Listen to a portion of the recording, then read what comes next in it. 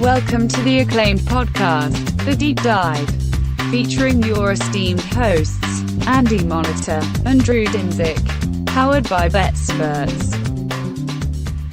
Welcome to The Deep Dive. Summer is in peak form, Andy. The World Cup has been incredibly entertaining. Wimbledon has been less entertaining, but we're about to get to the business end of things. And NFL prep has started. So we're going to touch all the bases today, all the bases except baseball, which I think is still being played. Right? I have been to one game, but it was a AAA game. I have paid attention a little to the Twins, but it's like they're playing like 500 ball, and I think everybody's playing like 500 ball in the division. So they're kind of like in it, but again, nobody gives a shit. Like the major news stories for sports in Minnesota are maybe getting LeBron. The Lynx are really good, and maybe third fiddle is some of the free agency stuff surrounding the Wild. Like the Twins are like definitely fourth fiddle, and then as soon as training camp and stuff starts really quarterback battle. Yeah, I mean, not really. Like the everything moves down a full notch. The Vikings will definitely take very much first fiddle there. So the Open is next week. I'm excited to hear your breakdown of that on BetSperts Golf. Hope your Scottish Open you found a winner. I liked your card. On last thing on baseball, did you know the home run derby is next weekend or next week? I did know that. I seen somebody post about it. I'll give you three guesses where it's being broadcast. Amazon Prime. Incorrect. YouTube. No. Is it streaming? No, is it like streaming only? I felt like that was a thing. Tubi. It is on Netflix, Tubi. Andy. Netflix. Other ones. On Netflix. Yes. No. Presumably, I don't know if Netflix rolled out the dough to get Berman to do the back, or if they're going to have a back imitator. But tune into Netflix for home run derby coverage next week. Good luck. This is going to, and again, we're going to talk a little bit about it, but it might as well jump right into this. Did you see like Disney, YouTube, and everybody's going to be vying for World Cup 2030? Oh yeah, it's World Cup 2030 will be 100% streaming. I'm Telemundo hopefully still gets the Spanish language. I was going to say I don't have whatever it takes to get Fox, so I will once football starts. I'll get a subscription to like Fubo or whatever. Yeah. For us by us. And it was the shirts. And then now they have a for us by service. us. Yeah. And then I can watch like the games that are on Fox. But for now, I don't have a use for it in the summer. I didn't think, and as it turns out, I can't watch the World Cup games, but I can watch them on Telemundo. And Telemundo is awesome. Honestly, yes. I've watched every game. I've watched every game that I've paid attention in Telemundo. We have an antenna. So we get Fox, and we have Telemundo through streaming, and Telemundo has been far superior. Pausa de hydración. Yes, the Telemundo. I'm actually call like picking up a lot of Spanish. Oh my God. I know, I am too. I absolutely love it. I'm ready to go to Mexico and try it out. I do have one thing, and maybe there's a soccer guy, and if you're listening to this later, listening to this later, and you listen to this in a podcast, and you have an answer for me. Mm-hmm. Hit me up on Twitter or whatever in the Discord, whatnot. But it's funny because everything is in Spanish, and they talk even the Alemania, and they say the names of the countries differently and everything. But they called KDB like English. He's not from an English speaking country. He doesn't play for an English speaking country. It's obviously Spanish. K and D and B are not how you say those letters, I don't think. I don't know the Spanish alphabet all that well, but they called Kevin De Bruyne KDB on the and it kind of like caught me. I'm like, what? It made me laugh. I'm like, I suppose just long enough playing in the EPL that translates on. It is hilarious, like watching the English match on Telemundo and having them break to call the English names is hilarious. Yeah. It was so entertaining. Anyway, it's like a full code switch when they say an English name. The one thing that the baseball home run derby does have going for it on Netflix, not up against the World Cup. It will have the night to itself. And if you lived through the longest sports day of the summer yesterday, there was no games. I pulled up Flash Score because our good friend Mike Durso pointed out Wimbledon putting the two tennis matches on at the same time and then being so uncompetitive fucking sucked. And leading up to that, every day was like a different schedule for some reason.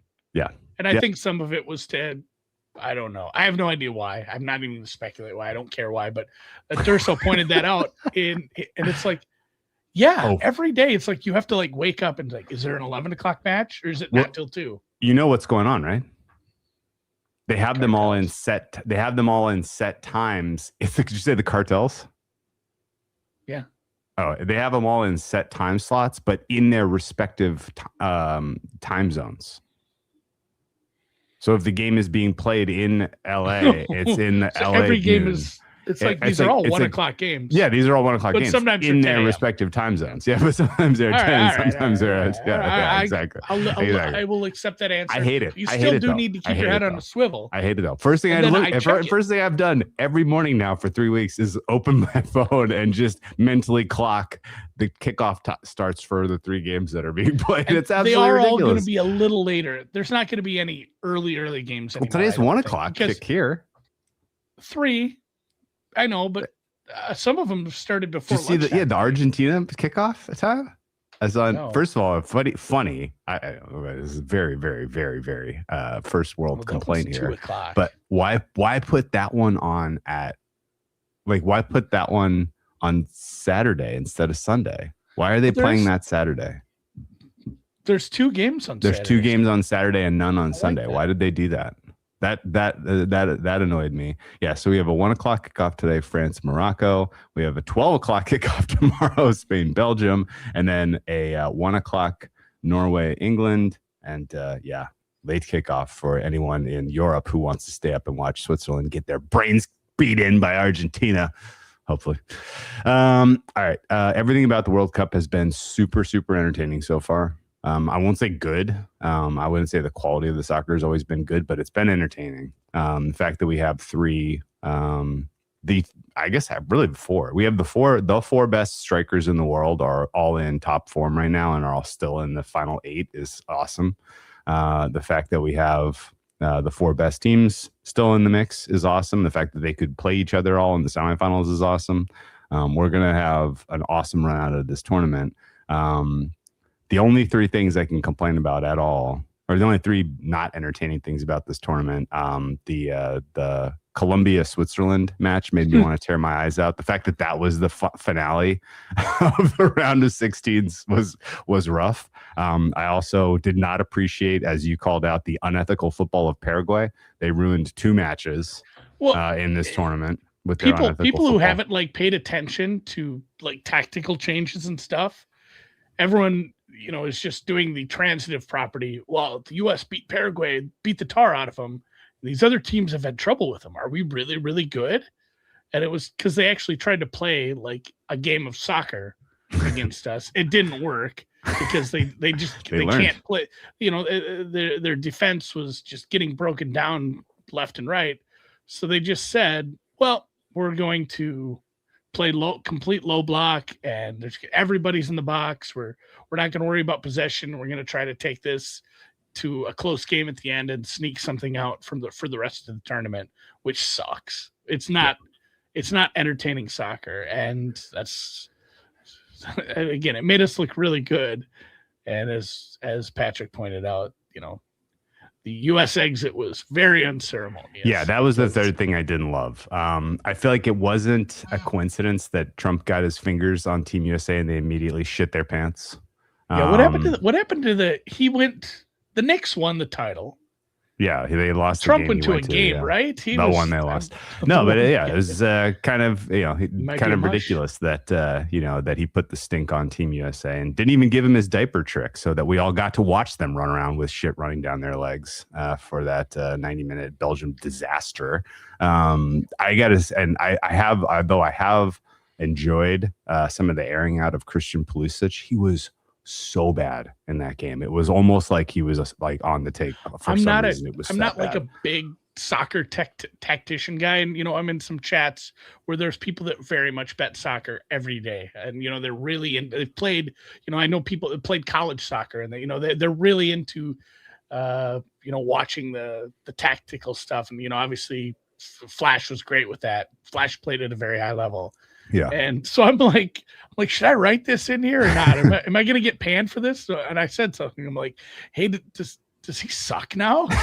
Like I'm watching him play. He sucked in that game. Like yeah. every time they'd get him the ball, every touch was in the minus, forward half. It was like, oh, someone's just going to take it away.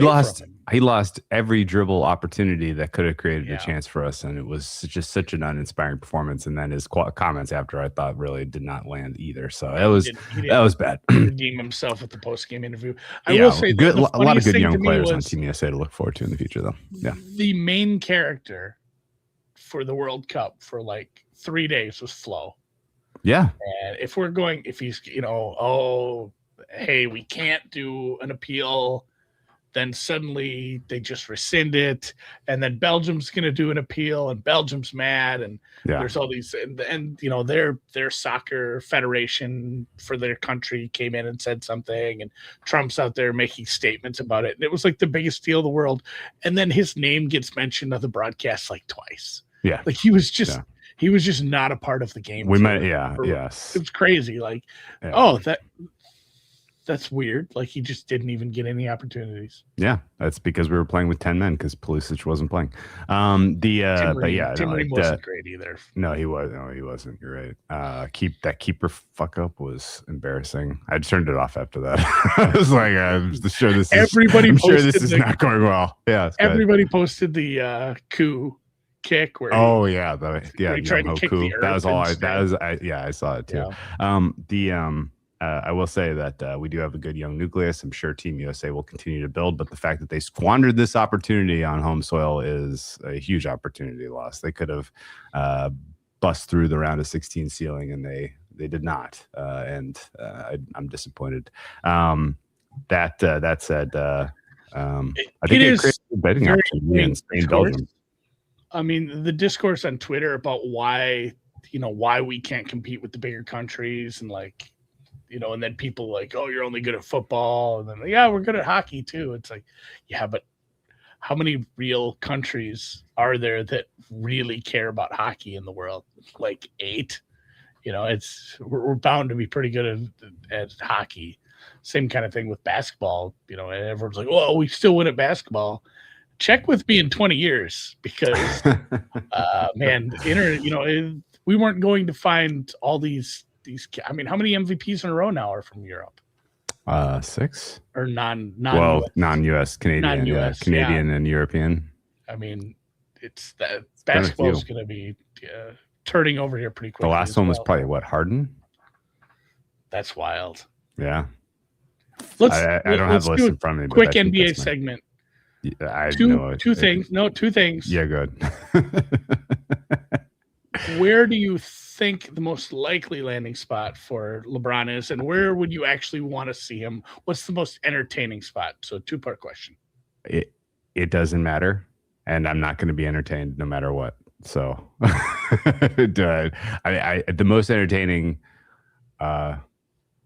the most entertaining would be if he just goes for the biggest paycheck and it's a terrible team. I think I would get a good. That would be funny if he actually went to like it's not going to move the needle. Team. It's not going to change championship equity. It's not going to matter.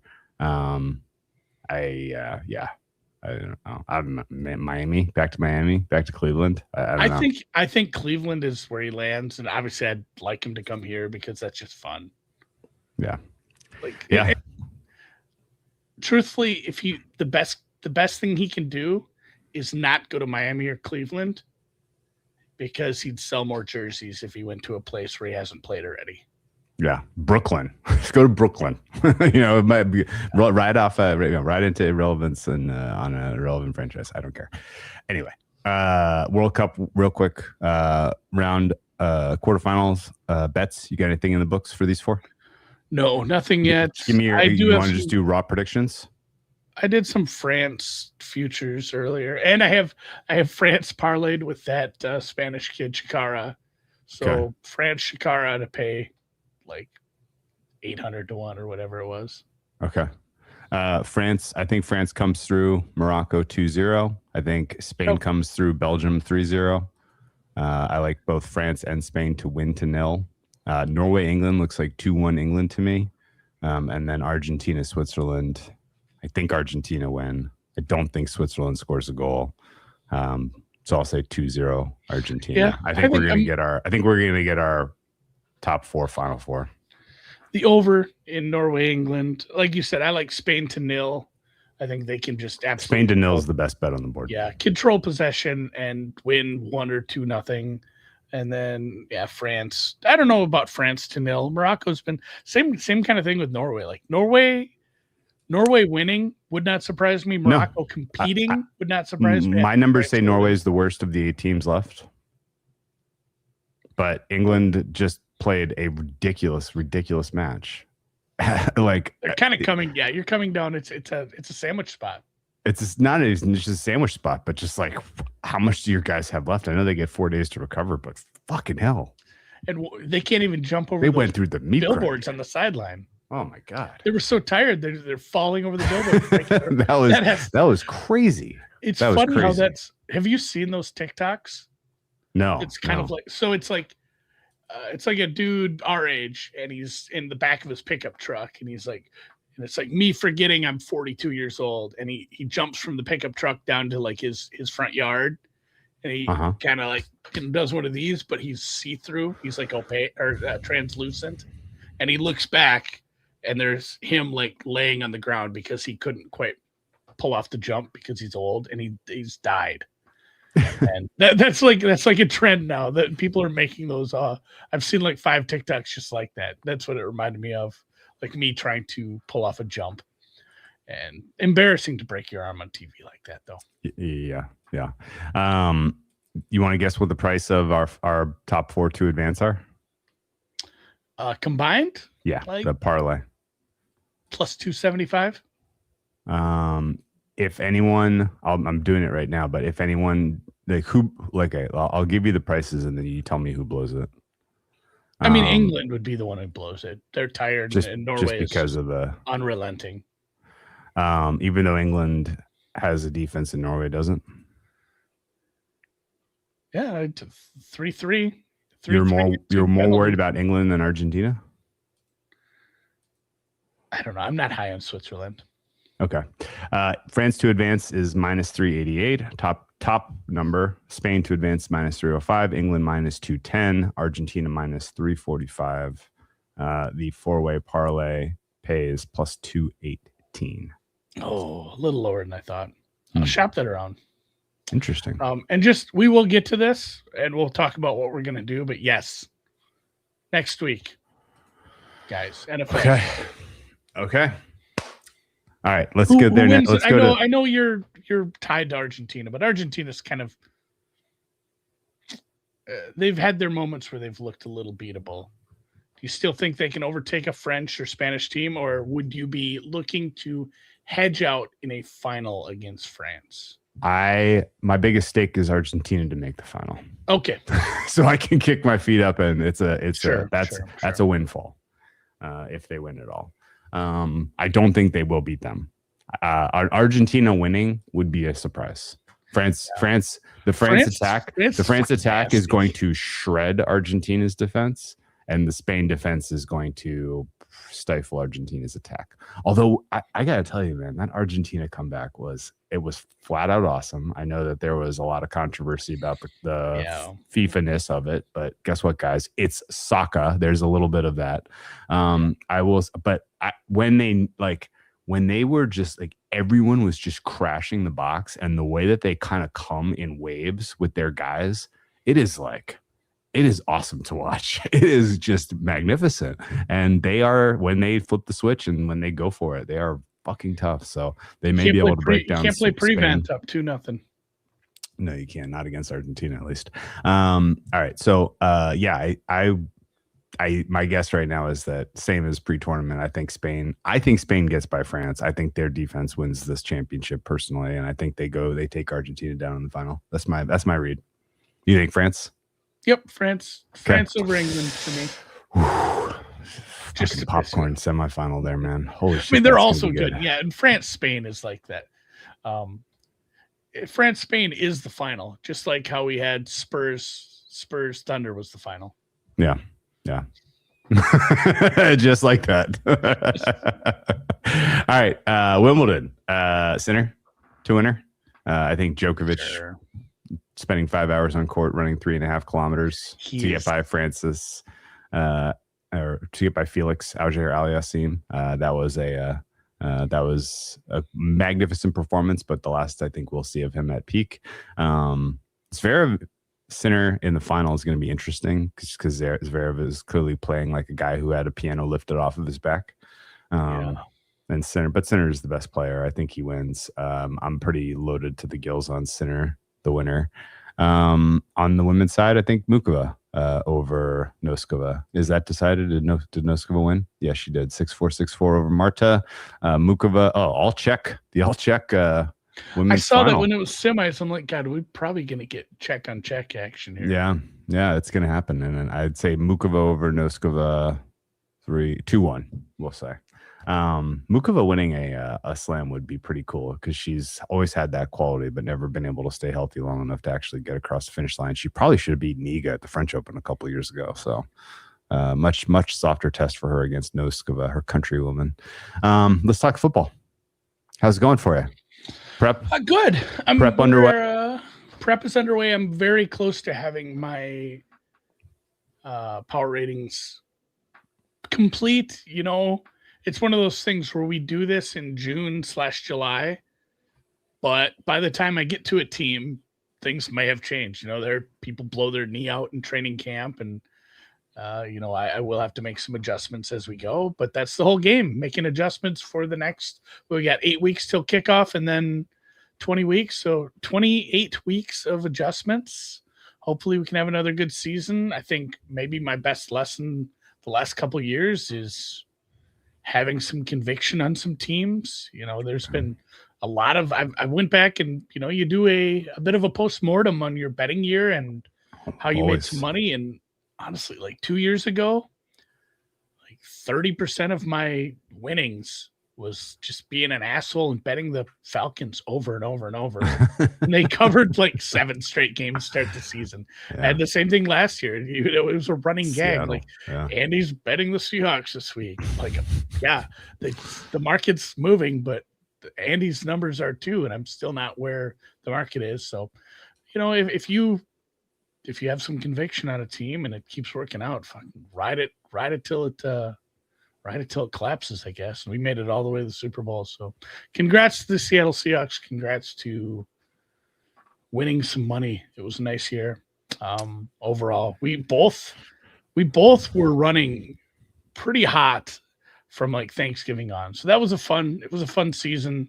Yeah. I don't think we didn't make a ton. It was a cold September. It was a warm October, and it was September. It was a red hot November, December. We did March, start out January, kind February. of. Yeah. It's like when you push the button a little too early on Mario Kart. Yeah. Yeah, and they go, and the wheels spin out. That was basically our September because we basically had break even a month for most of football. It was not great, and then kicked it into high gear. I dug myself a hole, but I dug myself out of it, so it's all good. It's a new season. We're not really reflecting that much on last season. At least I'm not. I don't know. Did you have any lessons you learned from how you treated your power numbers? How you treated taking your power numbers and using them to make bets? Using injury information, using rest, and I mean, did you have any epiphanies, or it was just kind of? I feel like be willing to ride out the grind and realize it's a long season, like you did. I feel like most of my edge last year was like on kind of understanding and solving what was going on with some of the play calling and whether that was going to work or not against their opponents. Yeah, we're kind of at that stage where Like everybody knows what players are playing well and performing well, and it's mostly just opponent driven at this point. If your defense looks good, and it's not because you're the world killing unit, it's probably because you're playing bad quarterbacks or bad offenses. If your quarterback is looking amazing, like there's a decent chance it's against bad defenses, right? Like there was a lot of opponent driven stuff last year. And I feel like the big takeaways for me were mostly just kind of understanding, okay, the philosophy and the concept of this offense is to do it this way. Their play calling and their play sequencing is pretty predictable.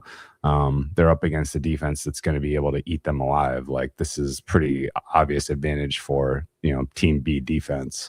And then the opposite, if you were like, okay, well these guys are they got a big game hunting quarterback and up against a weak secondary, an offensive line that can protect just enough. Like this quarterback's going to put up points today, and like that was mostly where I landed on. I think that's always been a good skill that you've brought to the table, especially when we do our shows, is matchup stuff. And I think we try to cover a lot of that too, where it's like, hey, this guy looks pretty good, but is he? Or this defense, and it's so tough at the beginning of the year because you're trying to figure out two things. Like, is he good because he's playing bad teams?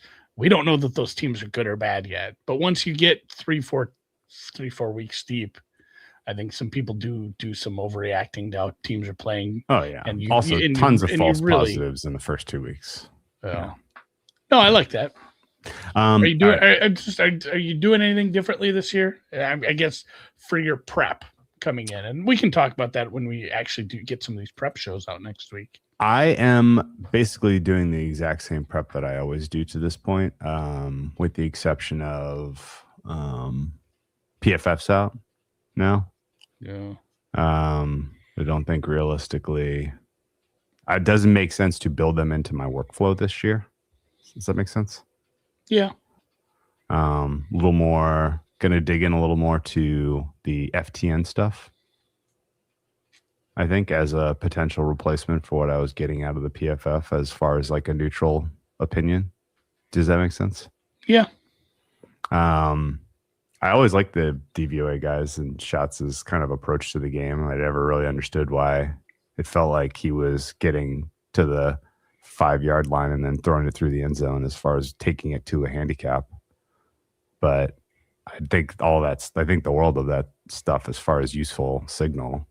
So I'm going to probably be more of a DVOA FTN banner waiver this year, I would guess.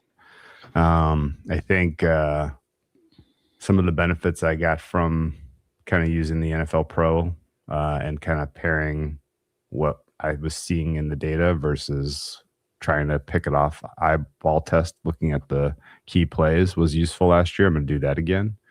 I think I'm very, very, very slowly coming around to understanding a little bit of the X's and O's of football better.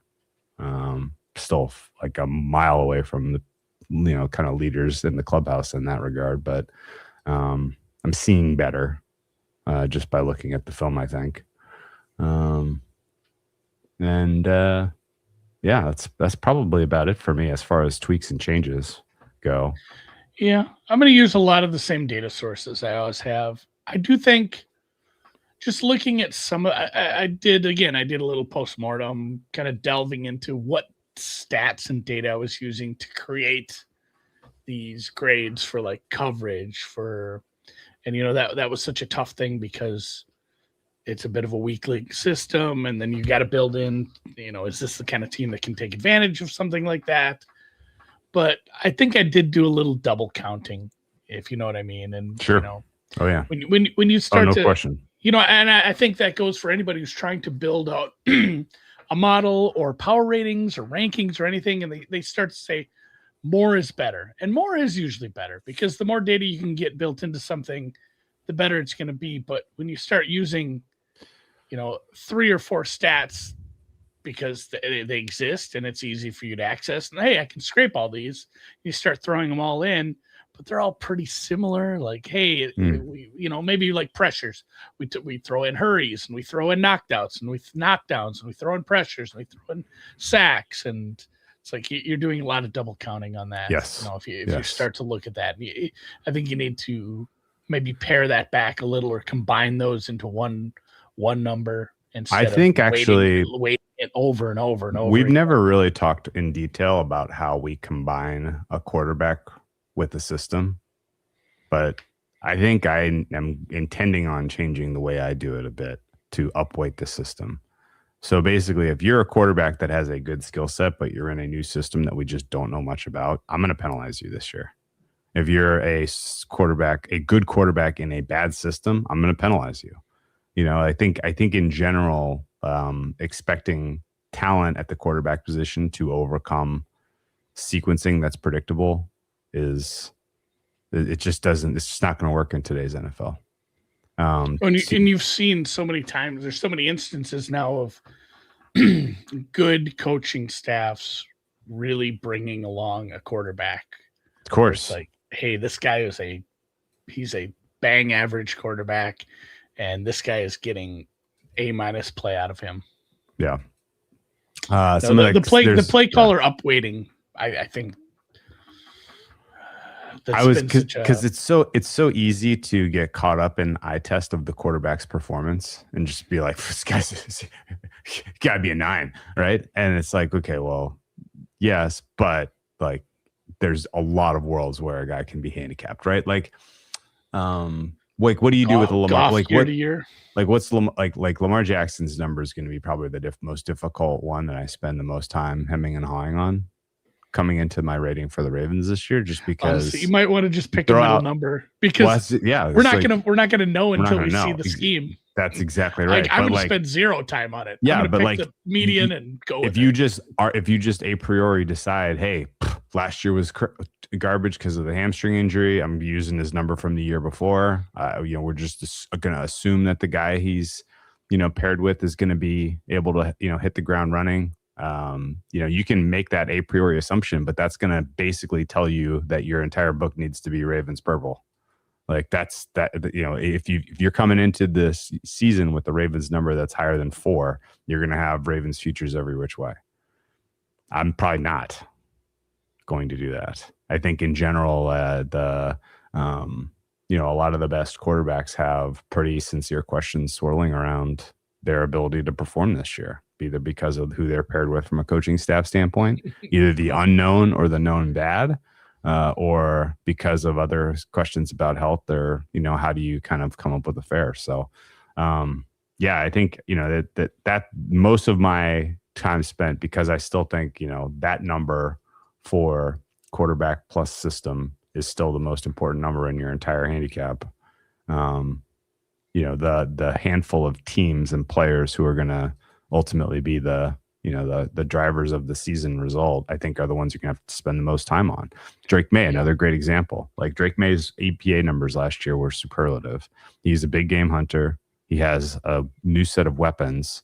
He has an offensive coordinator in McDaniels who is, at worst, a good coordinator. Maybe very good. Not only that good, not only worst good, but he understands what Drake May does well, and he doesn't try to pound a square peg into a round hole. He designs plays where he can take advantage of his big arm. Yeah, but the question becomes, like, if you were a defensive coordinator and you had last year's film on Drake May, you're obviously going to try to make him cross the road 100 times. 100 times, yeah. By playing a coverage heavy unit, 2 high safeties, force him to everything do in it front of you. efficiently. No doubles defense. No doubles defense. Get a couple sacks. Like there's definitely a world where Drake May crashes back to earth in sort of a junior/sophomore slump, right? There's so many of these, because like you mentioned the Drake May one. Drake Lamar. May. What was Clint Kubiak the main driving force behind? Sure. Or is Sam Darnold success? Does he? He took a long time to get to the talent level he was expected to. Yeah, or is that's it just, possible too? Or is it just like was there something along the lines between KOC and Clint Kubiak that unlocked something where it's like, oh, I just never had the right coaches to help figure things out. And that's not to say that those coaches were bad, but sometimes you just got to get the right two people in a room to unlock something. And yeah, is Darnold really going to be good again? Did Philadelphia upgrade their offensive coordinator? Is he going to get more out of Jalen Hurts? Or was that a lot of just perfect synergy of career year from Saquon combined with elite wide receiver 1 and wide receiver 2 that got them that title? Yeah, yes, another great one. Stroud, we've seen very different versions of CJ Stroud over his short career so far. Dude, the top of the AFC South is going to be impossible to call. Like every year. This year especially. Like you're going to have to take a stand on what is probably the best defense in football in Houston, or Liam Cohen and Trevor Lawrence, what they found as a pair down the stretch last year, carrying through a full season. Like there's a world where Trevor Lawrence is the MVP this year, and then there's another world where the Jacksonville Jaguars were entirely fool's gold last year. And yeah, I'm there are 10 I would say 10 quarterbacks who are going to ultimately drive all of the decision making as far as putting together a future. It's probably the case every year. I mean, so much of what drives, we weight things a certain way, and matchups matter, and defense still matters. Running backs still matter. Players who aren't quarterbacks still matter, but we weight quarterback and play caller heavy, but maybe not heavy enough, because over the long haul, it might be all that matters sometimes. What happens with Justin Herbert plus Mike McDaniel? What happens with Kyler Murray plus KOC? Kyler Murray could be just another one like, oh, yeah, this guy was drafted super high and just had a bunch of shit heel coaches and a bad ownership group and bad GMs, and they never really put things together. Yeah. Although Minnesota just fired their GM. Yeah, I think I have like 10 teams in the green as far as neutral rating right now that could flip from, they could kind of launch from like a +1.5, +2 to a +5 with some synergistic positive data, or it could drop down to like a, -3 if it doesn't work out, and that's fun. It's exciting. There's no super team this year. I know people are, rightfully there can be high on the Rams, but Rams teams, my number one power rated team right can now. Come out. They're not the type of rare number that we've had in the past with teams who we think are realistically going to go wire to wire. I think no, but as you mentioned, all those teams that go from a 2 to a 5, there's teams that can go from a 3 or a 4 to an 8. Sure. If it's like, hey, they just stayed super healthy and they're getting way more production out of, 2 rookies plus a free agent signing that we weren't expecting. The quarterback's playing 30% above where everybody thought he'd be, and they're going to win 14 games this year. Things happen. Yep. That's the fun part.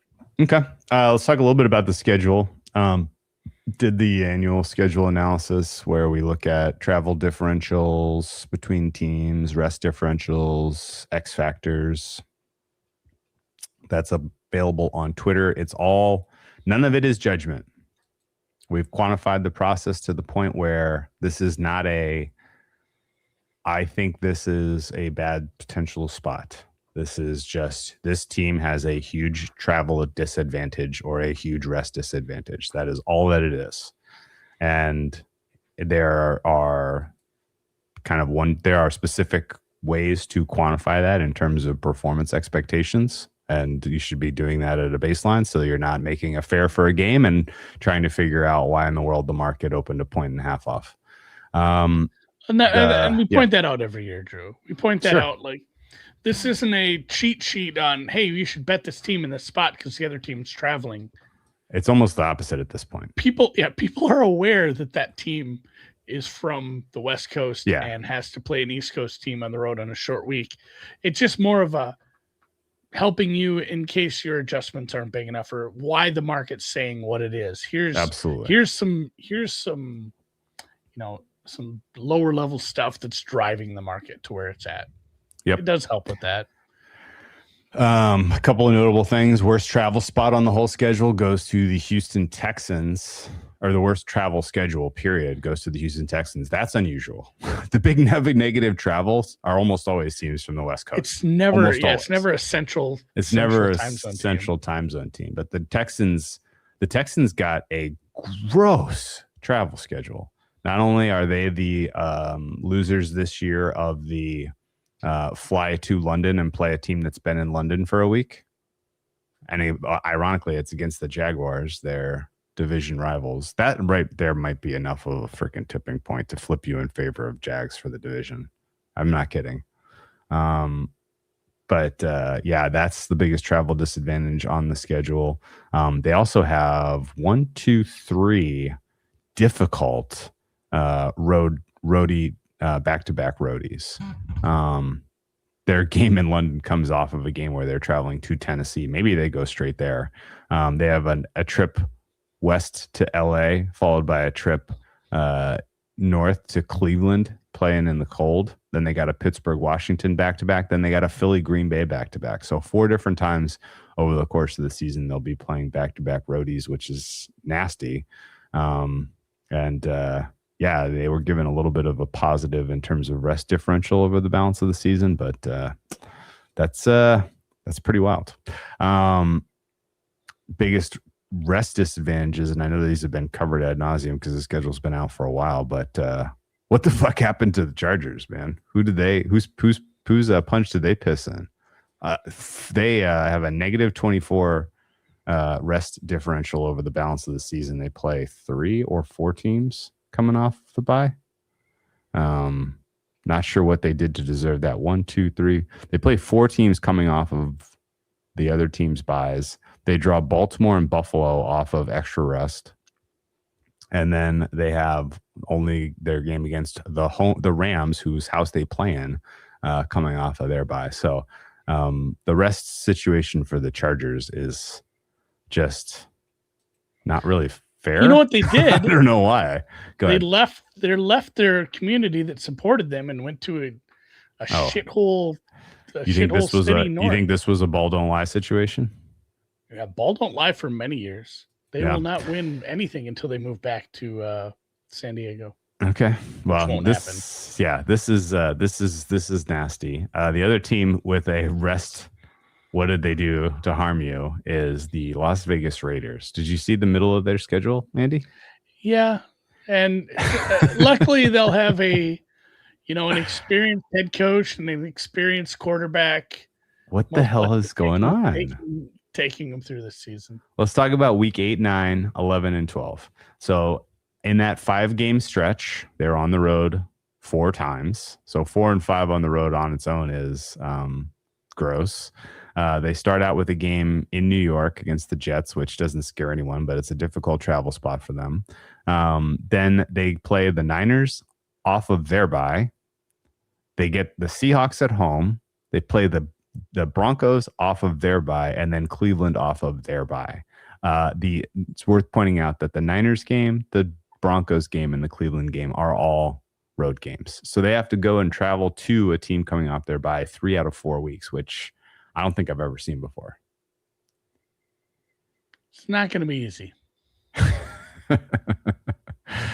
Well, I don't think we were expecting. Not expecting much from the Raiders anyway, but boy, that was a little bit of a. It's what fun. are we doing Trial here? by fire. Philadelphia has a similar sequence. Weeks 6, 8, and 9, they've play 3 teams out of 4 who are coming off their bye. The sandwich game is against Dallas, which of course is not easy. I wouldn't say that this sequence is as difficult as Las Vegas's, but this is a notable test in the second quarter of the season for Philly. They get their bye after this. So they'll get three of those are plus teams, and I mean, leading up to it, it is at Chicago, home versus the Rams. These are tough play games. Yeah. And then it is the first Jacksonville game In London. In London. And then returning home to Carolina team that's a plus team. Yeah. Dallas is a plus team. Washington probably. And then especially being on the road at a division rival off their bye. And then, even though the Giants probably stink, you're playing another team off their bye. And that's Philly might get beat up early. Yeah. If I was just, we're going to get to the NFC East early in our sequence of team previews, but the first half of the season looks like it was scripted for Philadelphia not to be leading the NFC East into their bye week. Am I wrong? I mean, I don't believe in scripting, but yeah, I mean, you're there. There's no question that the schedule makers put their fingers on the scale, whether it's advertent or inadvertent, who knows? But this is a pretty clear setup where four of their 6 divisional games all occur before the bye. The 3 of them in a row where they are going to be, dealing with the fatigue of a post-London travel. That's nasty. That's nasty. So yeah, Philadelphia is going to be an interesting one to call. Bigger question around Philly is if not them, who, I think, in the NFC East, but we'll get to that next week. Other wrinkles. Spoiler for anyone wondering. We are starting with your Big Blue New York Giants. I'm just assuming they're the lowest odds, right? Yeah. Well, yeah. So final thoughts on schedule. The Chargers and the Raiders got what the fuck schedules. The Eagles, the Rams, the Texans, the Dolphins, and the Jets got pretty bad schedules. Difficult schedules. Obviously, it doesn't matter much for Miami. At least Miami's got a lot of other things going for them. I kind of want to point out the Rams do lose their home game against the Niners with that international opener in Melbourne. I forgot about that. That's not good. I don't like that. I don't either. That being a divisional game is annoying, especially, the number of divisional games week 1 is always annoys me. But that one in particular, because it feels like it's pretty important happening week 1. Kind of shitty. And then I think that's what people immediately, when it was announced, that was the biggest problem. People didn't have a problem with the time or the date or the fact that it was, a unprecedented spot to have a game. They're like, why is this division game like that? Yeah. That sucks. Yeah. I mean, it I guess it kind of had to be, because you had to send a West Coast team, but you could have sent the Raiders, could have sent the Chargers, or the Cardinals, because it just doesn't. Could have sent the Chiefs. You could have sent make it the Cardinals game, because sure. It's just it's not playing the Rams. It's not a game that's going to matter as much because you're just going to win. Yeah. So that was a little bit of a I'm not sure why they did that. Everything else about the schedule looks pretty fair to me. The Thanksgiving and Christmas slates look excellent. Always. They know. The extra Wednesday games is going to make Survivor kind of funky. I don't know how that's going to factor into things. Somebody did ask about that. There are 5 games in the Thanksgiving sequence now. Yeah, it makes it a little. I think it's more fun having an extra option there. It does make it fun. We were out before Thanksgiving. We're gonna make it further this year. Did we? I think so. I don't know, man. I thought we went out on Thanksgiving with the maybe that's what it was. Green Bay got us too. I don't know if I like Survivor's fun. I don't know if I want to put as much money in Survivor. It feels like again, it was something we looked at when we were playing the World Cup Survivor, and we got to the round of 16. It's like there's some people that had so many entries. You basically had 1.5 entries in Millions and 1.5 in Survivor. Yeah, I would rather just do. I don't know if I want more millions. I feel like having more than 1 million messes with my head. Okay. Like, Okay. I need to focus on one entry. So maybe we will do multiple survivors. I don't know. We'll see. I'm going to as a tied for 16th finisher in the 2025 Millionaire. You got to defend your top 20 finish. I got to defend my top 20 finish. Yeah, you don't want to lose those. You don't want to lose those ranking points. I definitely will play. And we are a Circa Survivor Circa Millions podcast. We'll be out there for sign up weekend doing some probably the Radio Row thing again, hamming it up, meeting some cool dudes, met multiple winners. I didn't even think of that when I got out there.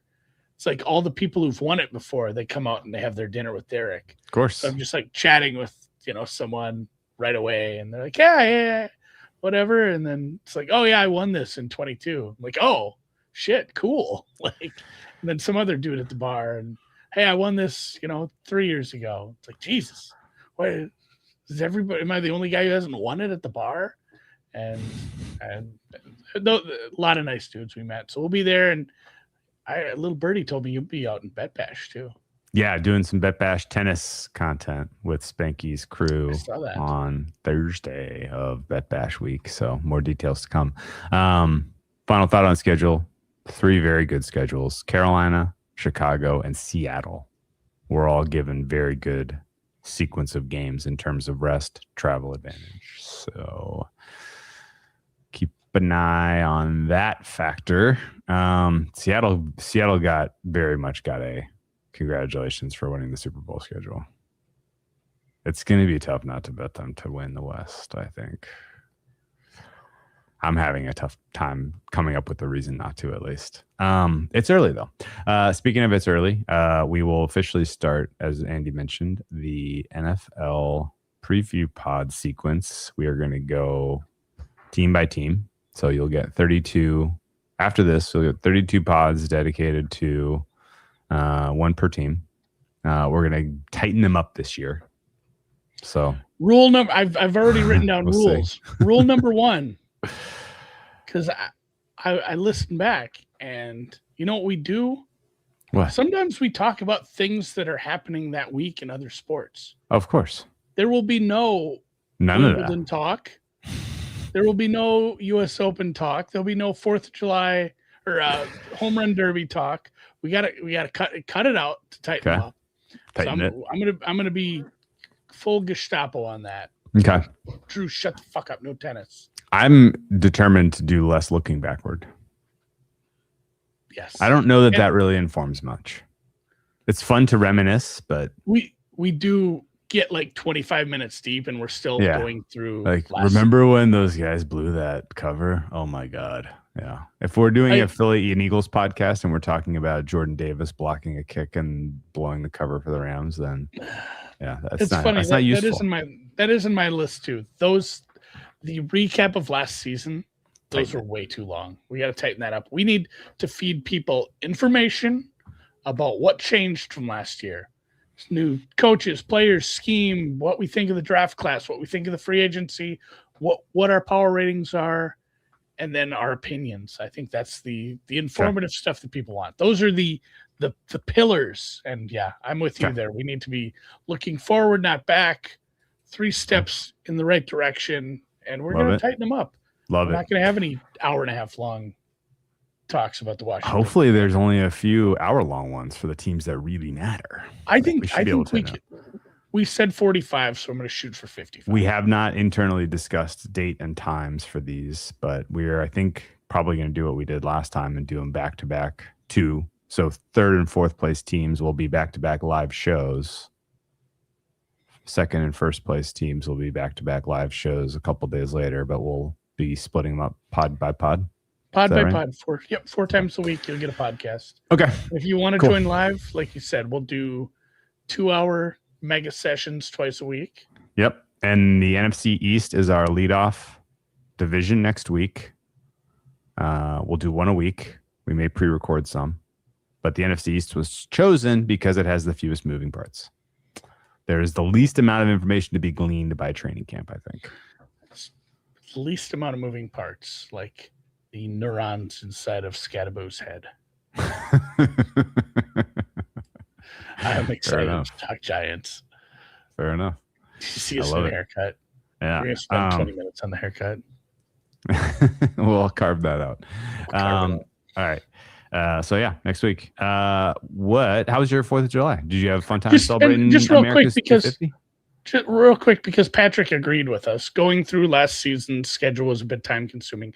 If you are listening to this and you like the Deep Dive podcast and the previews and you're excited and you think we missed something last year or we talked too long about something else, by all means. Or if you have questions about a team, or you want to Yes, point out a we're key doing- point, we're if you have a doing the key NFC observation about a East. team and you want to see your name and point highlighted for all to see, we'll give you credit. We are not trying to hog the credit here. There's a lot of good questions in the live chat, and I think, like Drew said, if you have something you really want touched on, or you have an opinion, tweet at us or tweet at the Deep Dive Pod, and we'll bring it up. If you can't join us during the live show to get it into the YouTube chat, tweet at us. And I love questions. It makes doing a show way easier because it creates content for us. So we'll put you on the spot if you have anything. So hit us up with any suggestions. In lights. Hopefully he'll join for some live shows. He's a T-Chan. Yeah. Don't expect a detailed breakdown of women's tennis though, because Andy said we can't. The 4th of July was did you have good? It was disappointing. We had weather that was pending, like thunderstorms. So the city said, we're moving fireworks up. Well, the vendor who was hired to do fireworks was unable to meet that schedule due to the heat. Apparently there was some heat exhaustion with some of the employees they had, and then technical issues. So the fireworks shot for like 4 minutes and then stopped. And what do you do? People are all over the city to watch it. You can't just be like, they can't just shoot a firework up that says, hey, we had technical issues, go home. So nobody knew anything. Everyone's like checking Facebook and Twitter to see if the city, and finally I saw something and it said, hey, we had technical issues. The fireworks are over. kind of sucked. We bought a bunch for at home and shot them off. That was fun. I will say they are doing, for me, 4 minutes was plenty. You've seen one firework, you've seen them fucking all. The vendor is obviously sad that they screwed up and they're mad, or the city's mad and everyone's angry. They are going to just do a free show at some point here in July for us, which probably won't go to because fireworks are dumb. They are dumb. We did some we had some company. My dad came up. Sometimes it gets so hot that I don't want to grill food. I don't want hot food. It's really, really good on a hot day? A BLT. BLTs never fail you. Some cold Italian noodle salad. It's a good tip. You get the, what do you call the rotini? Maybe the tricolor with some Italian dressing and some antipasto. Black olives. You get some pepperoni, salami, some mozzarella cheese, cubes. salami. Yes. That's what killed it. Otherwise, kind of low key 4th, man. I went down to the John Deere Classic for a few days. Oh yeah, is that fun? Hotter than hell. Yeah, nice course.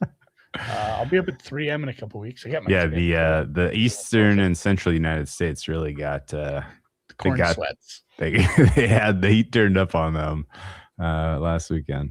Not to rub it in, but I was in Santa Cruz, California. We had sun and 70 all 3 days. It was all-time weather. Santa Cruz, California is a bit of a hidden gem. I almost feel like I shouldn't talk about it.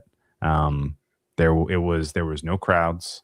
There was amazing surf, incredible. Everywhere you turned, it was a beautiful view of the ocean. We went to some outstanding wine tasting in the Redwoods. Wine of the week is Beauregard Vineyards. We had a great experience at their venue. It was the best wine tasting visit in person that exists in Santa Cruz Mountains. Incredible Pinot Noir. I got an outstanding Syrah Grenache from there that Went perfect with it was like smoky and leathery. Went great with like hot dogs and beans and potato salad stuff that we had for the 4th of July. But the real winner was their unoaked Chardonnay, which is to say it was not oaky buttery, but it was real mineral heavy and lemony and floral, but more than anything, saline. That their Chardonnays grapes grow in this type of sand called Zayantes sand, which is like kind of decomposing like sea floor sand with lots of like little critters, which like shells broken up into it, and like you can get it off of the grapes. You're just like, wow, like this is like literally a burst of wind from the sea. It was great. And I took one sip, and I never ever buy Chard. I don't drink Chard. I was like, whoa, this is a must get. Had it with some fresh Bodega Bay oysters. Oh God, I dude, was just thinking about that. I'm gonna try to recreate it this weekend, but I don't think I'm gonna be able to do it. It was so good. I've got my mind set on, and I don't know what a good wine pairing for this would be. It probably not. Maybe just some cold beers.